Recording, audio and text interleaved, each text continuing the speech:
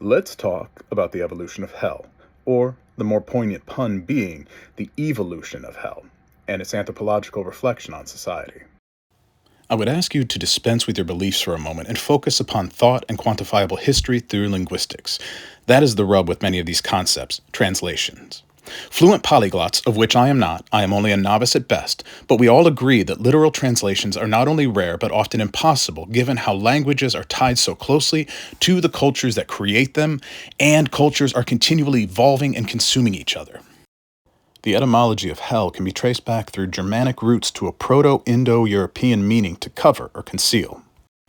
Our modern hell, the iconographic image, is not an eternal place. In fact, there are instances where it is not even a place, but an idea, a concept, a thought, an ephemeral fear given form. Hell did not even make its biblical appearance in that label until the King James translation of the Old Testament. Before that version, be it divinely inspired or not, it was the Hebrew word Sheol, which is not synonymous with hell, but rather the grave or a place of the dead. The New Testament rechristened hell from the co-opted Greek words Gehenna, a trash heap essentially, Tartarus, in the capacity as a prison for the fallen, and Hades, obviously the Grecian underworld, which was used by Jesus himself in the book of Matthew. All just places of confinement or afterlife concepts to the earlier peoples, not a punitive locale for the sinful, except for Tartarus.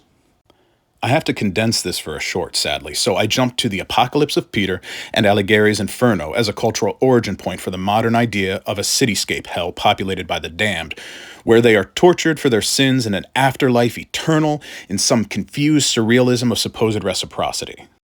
The Apocalypse of Peter has no known author and is an introduction into the idea of hell as a terrifying place for the sinful.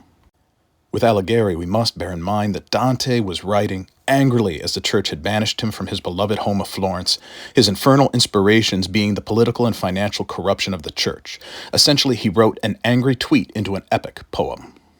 So my thoughts and opinions are that if we base so much of our concept of hell upon works that were written to vent spleen, to inspire fear, and not actually part of the church's dogma and strictures, then really it's just fan fiction. Distortions of the story to pander to an audience that the storyteller is attempting to reach. Distortions of language.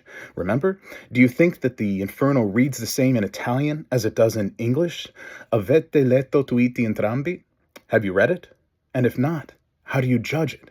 Faith, fear, both are reflections of self, proving Jean-Paul Sartre wrong, and that hell is not other people, but you.